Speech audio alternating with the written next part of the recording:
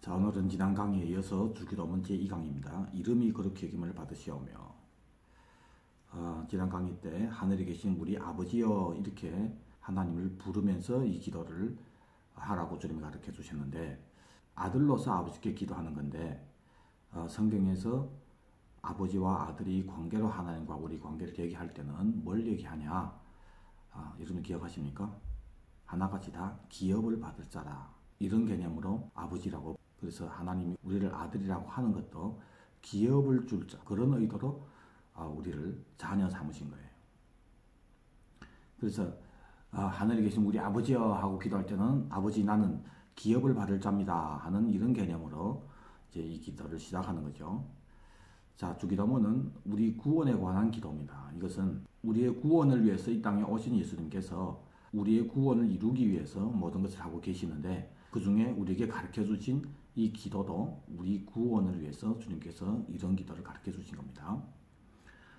때문에 시작할 때부터 하늘에 계신 우리 아버지, 우리는 그 기업을 받을 자입니다 하는 이런 개념으로 시작을 하는 겁니다. 그리고 이어서 이름이 거룩히 여김을 받으시오며 했단 말이에요. 많은 사람들은 이것을 어떻게 오해하냐면은 우리 예수 믿는 사람들이 세상에 나가서 좀 똑똑하게 살고 똑똑하게 행동해가지고, 그래서 예수 믿는다는 것들이 이런 욕을 세상으로부터 먹지 않도록 좀 방제 살아라고 하는 그런 개념으로 오해를 했단 말입니다.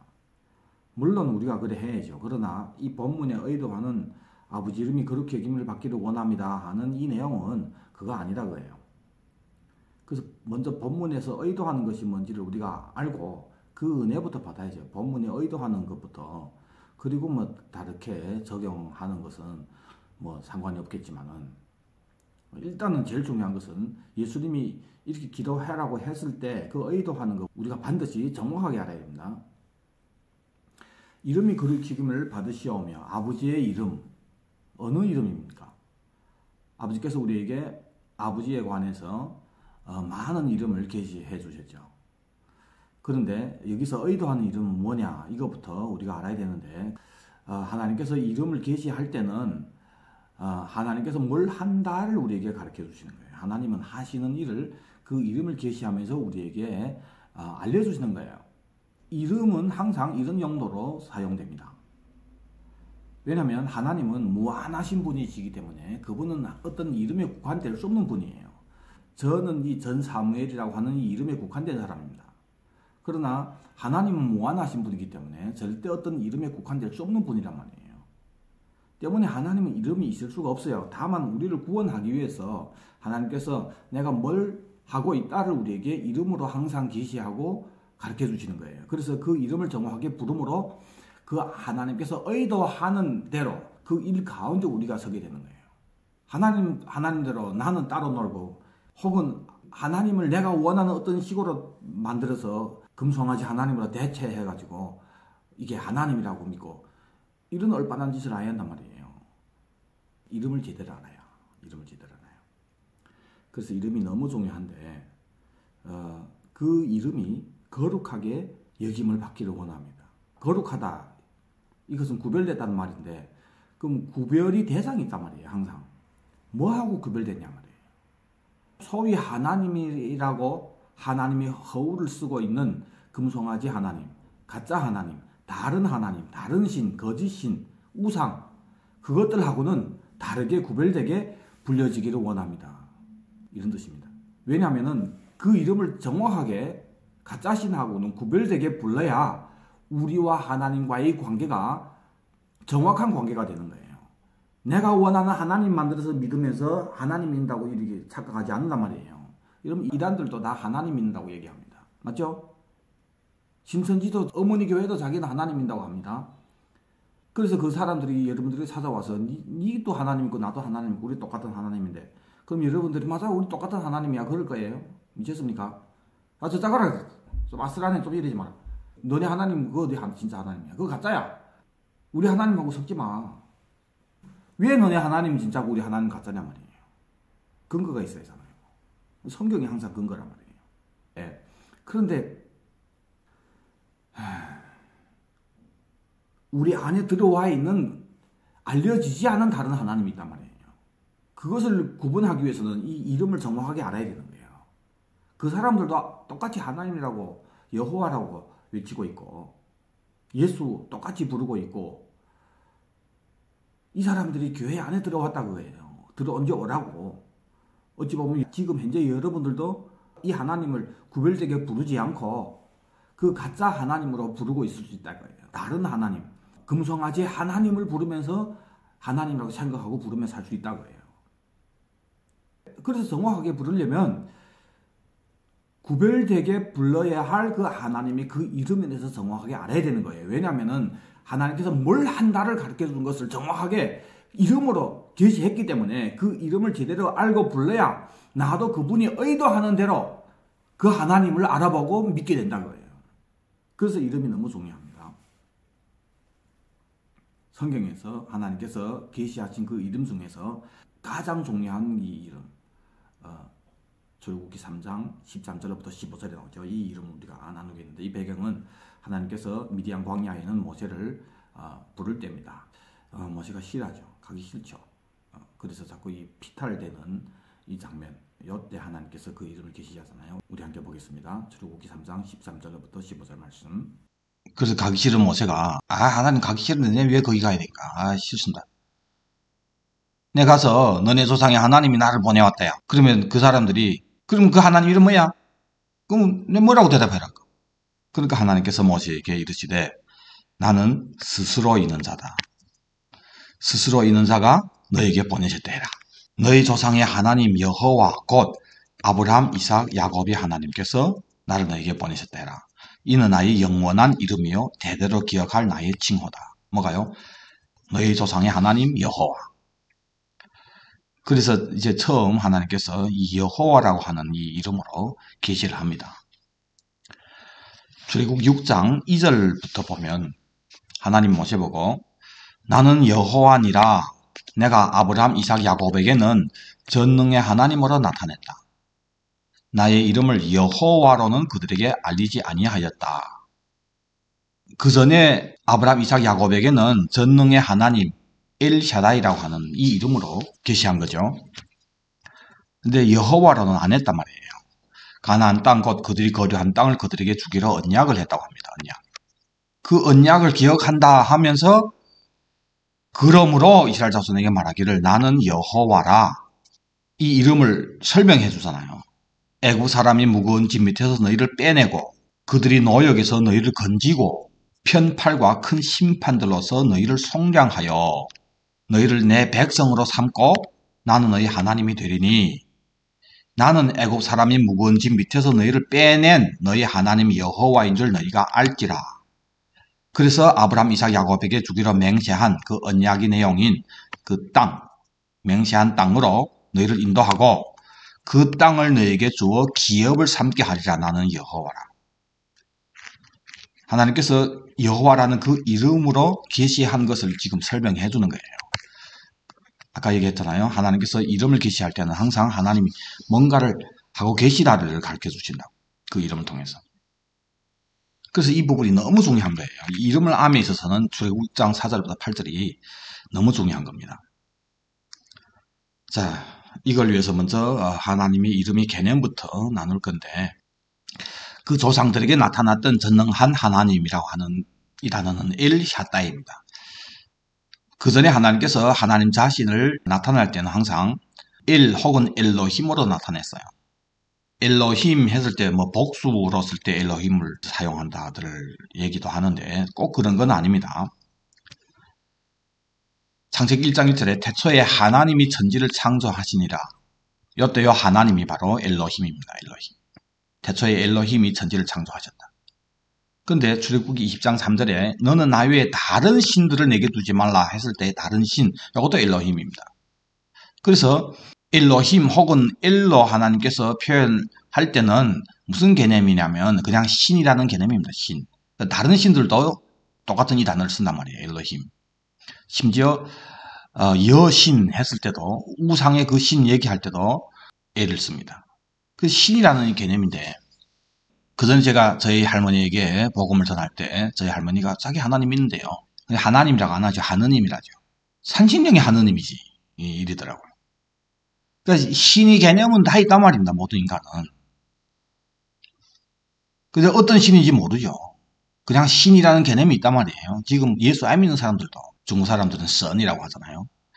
이것도 신이고 저것도 신이고 다 신이다. 신의 개념으로 얘기할 때 엘로힘 혹은 엘이라고 했는데, 우리가 번역을 할 때 태초에 엘로힘이 천지를 창조하시니라, 태초에 신이 천지를 창조하시니라, 이런 뜻인데 여기에서 하나님이라고 대신한 거죠. 그래서 그러면 우리는 우리 하나님이라고 우리 알아듣잖아요. 그리고 엘로도 표현을 하는데, 창세기 14장 18절에 살레와 멜기세덱이 떡과 포도주를 가지고 나와서 아브라함을 만날 때 그는 지극히 높으신 하나님의 지스상이었더라. 요때 이 하나님은 엘입니다. 엘이 지스상이었더라. 번역에 하나님이라고 번역한 것은 다 엘 혹은 엘로힘을 하나님이라고 번역을 했습니다. 근데 이 개념은 신이라는 개념입니다. 신. 그래서 이 엘, 신 앞에 로이라는 단어를 붙이면은 엘로이가 되는 거예요. 그러면은 살피시는 하나님. 이 로이가 살핀다는 뜻이니까 살피시는 하나님.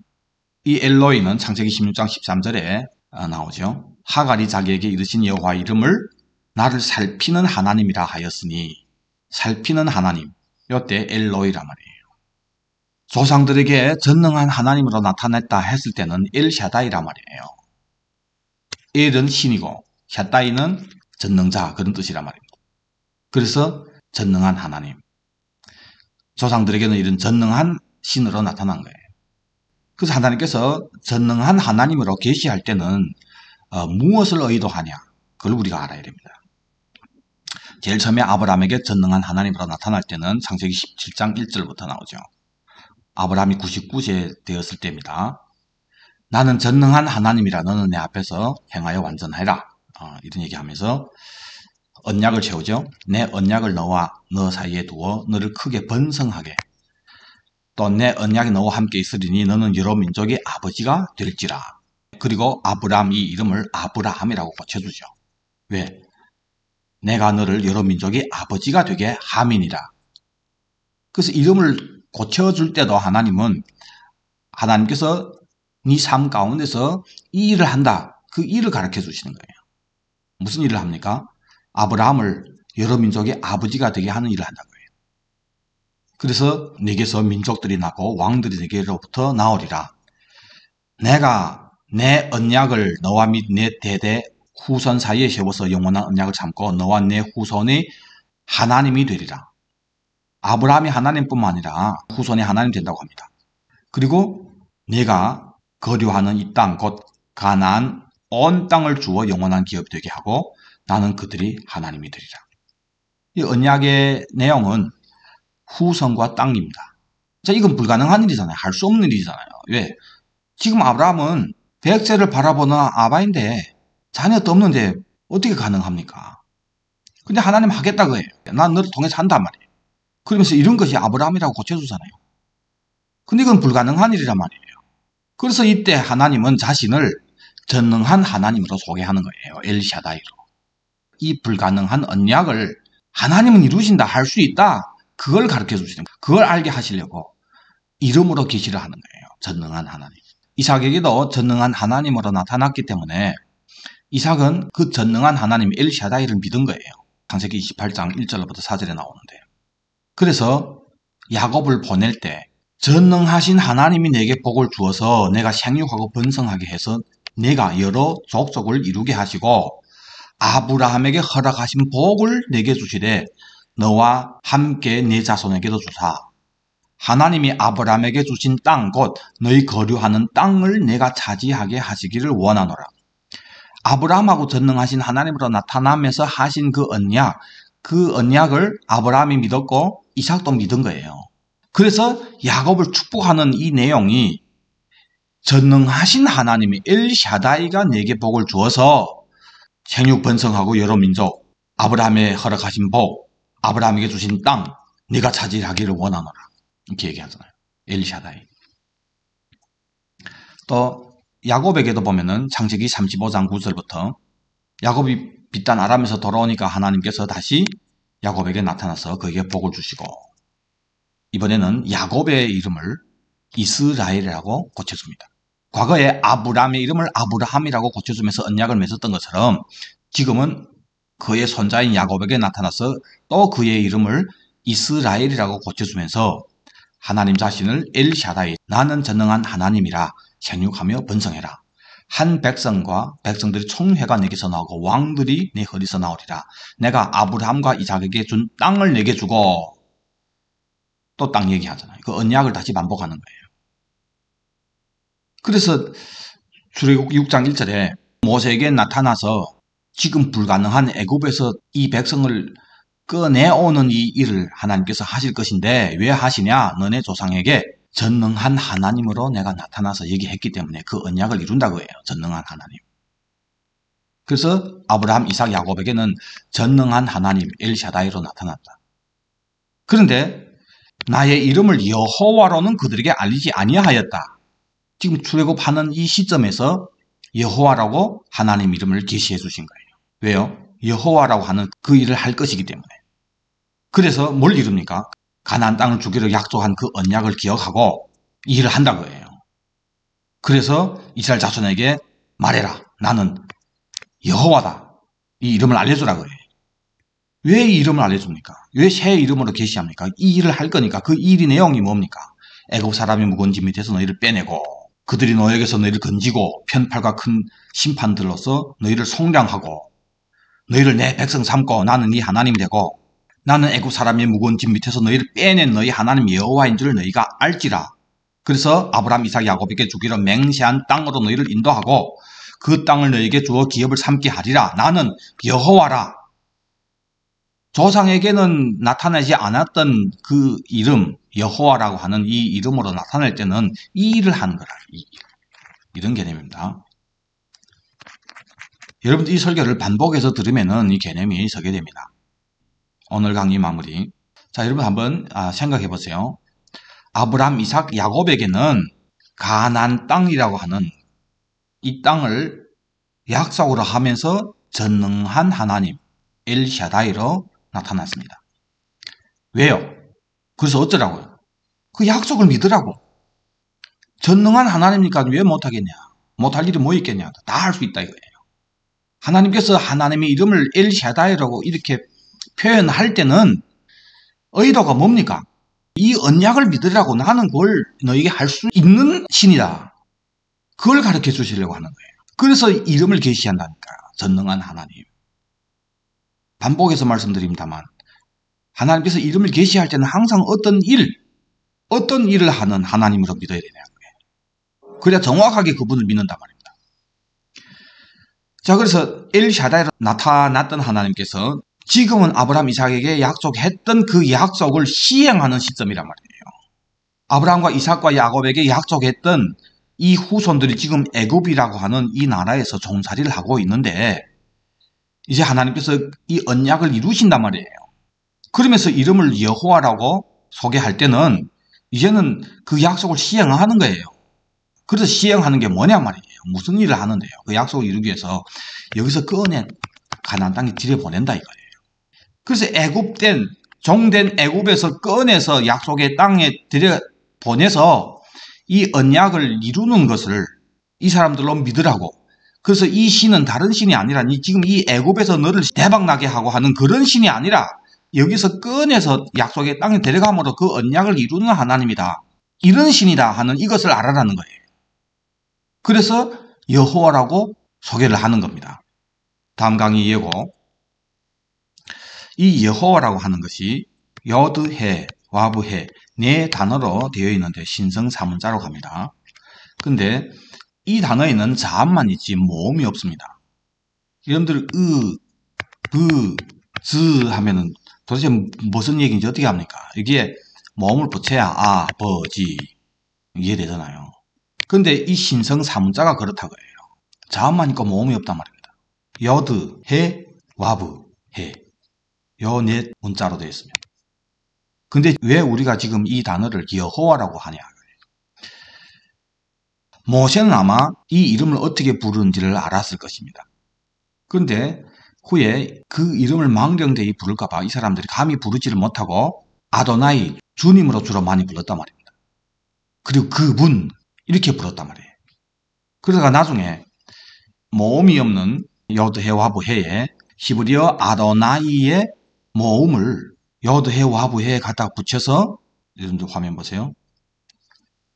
여드해 와브해 여기에 아도나이라고 하는 이 단어의 모음을 여드해 와브해에 붙인 거예요. 그래서 지금 우리가 발음하는 여호와가 된 거예요. 근데 여호와가 발음이 맞지 않다. 야훼라고 해야 된다. 뭐 이래서 서로 싸우는데 여호와든 야훼든 다 잘못된 이름입니다. 발음은 잘못된 거예요. 아니에요. 붙여서 나온 거예요. 이 부분은 우리가 다음 강의에 할 건데 다시 가나안 땅을 약속하면서 전능한 하나님 엘샤다이로 나타난 하나님 왜 그래 했냐? 약속을 믿으라고. 지금 이 애굽에서 약속의 후손들을 꺼내려고 하는 이 일을 하려고 하면서 하나님께서 여드해 와브해 지금 우리가 여호와라고 읽는 그 이름으로 나타났단 말입니다. 이름을 정확하게 알고 부름으로 그 하나님을 정확하게 믿으라고 다른 신으로 믿지 말라고 이름에 국한될 수 없는 하나님께서 자신의 이름을 여드해 와브해 우리가 지금 잘못 발음하고 있는 여호와로 나타난 거예요. 그런 그 의미가 무엇인지 우리 다음 강의에 나누겠습니다. 여러분들 이 강의는 이어지는 강의이기 때문에 이어서 들어야 됩니다. 여러분들 이렇게 많이转发를 해주세요. 예? 그것이 저에게는 큰 힘이 됩니다. 물론 여러분들转发안 해도 저는 계속해서 제가 받은 사명이니까 할 거지만 같은 값이면 더 신나게 하면 좋잖아요. 예? 여러분들 많이转发해주세요. 기도하겠습니다. 아버지 하나님, 우리가 하나님의 이름을 정확하게 알고 부름으로 정확한 신앙관이 있고 정확한 그 하나님을 정확하게 믿고 따를 수 있도록 은혜 베풀어 주옵소서. 그래서 그 이름을 정확하게 알므로 정확하게 하나님을 부르고 정확하게 복음을 이해하고 정확하게 하나님과 동행하고 그래서 주님이 의도하는 의의 길에 들어서고 그 언약의 후손으로서 그 언약에 참여할 수 있는 복된 자들이 다 되게 은혜 베풀어 주옵소서. 감사하며 다시 오실 예수님 이름 받들어 기도드립니다. 아멘. 주 예수여 오시옵소서. 아멘. 주 예수여 오시옵소서. 아멘. 주 예수여 오시옵소서. 아멘. 감사합니다. 여러분들 많이转发해주세요. 사랑합니다.